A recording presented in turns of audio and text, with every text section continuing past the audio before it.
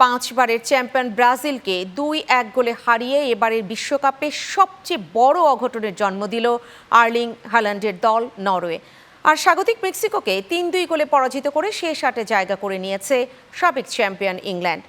এদিকে রাতে মাঠে নামছে সাবেক চ্যাম্পিয়ন স্পেন ও রোনালদোর পর্তুগাল, এবং ভোরে মূল আয়োজক যুক্তরাষ্ট্র ও বেলজিয়াম লাস্ট 16-এ মুখোমুখি হবে। বিস্তারিত দেখুন ডেস্ক রিপোর্টে।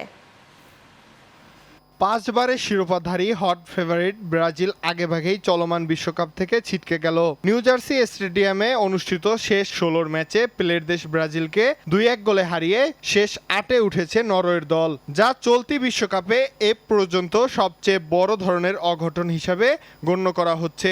ম্যাচে বিজয়ী দলের পক্ষে সুপারস্টার আর্লিং হাল্যান্ড একাই চোখ জোড়ানো গোল দুটি করেন। পেনাল্টি থেকে ব্রাজিলের একমাত্র গোলটি করেন বিশ্বনন্দিত স্ট্রাইকার নেইমার। সেলেসাওদের আরেকটি পেনাল্টি থেকে গোল করতে ব্যর্থ হন গিমারাইস। ব্রাজিলের হঠাৎ বিদায়ে বিশ্বকাপের আমেজে বেশ ভাটা পড়ল। দিনের অপর ম্যাচে আয়োজক মেক্সিকোকে 3-2 গোলে পরাস্ত করে কোয়ার্টার ফাইনালে উঠতে সক্ষম হয়েছে 10 জনের দল সাবেক চ্যাম্পিয়ন ইংল্যান্ড। ইংল্যান্ডের পক্ষে বেলিংহাম দুটি ও হ্যারি কেইন একটি গোল করেন।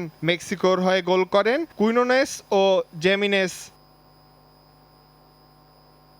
এদিকে আজ রাতে ডালাস স্টেডিয়ামে তারকা খেলোয়াড় ক্রিস্টিয়ানো রোনালদোর পর্তুগাল ও সাবেক চ্যাম্পিয়ন স্পেন মুখোমুখি হবে শেষ আটের টিকিট নিশ্চিত করতে। আর মূল আয়োজক যুক্তরাষ্ট্র কাল ভোরে সেটেল স্টেডিয়ামে প্রতিদ্বন্দ্বিতা করবে বেলজিয়ামের সঙ্গে।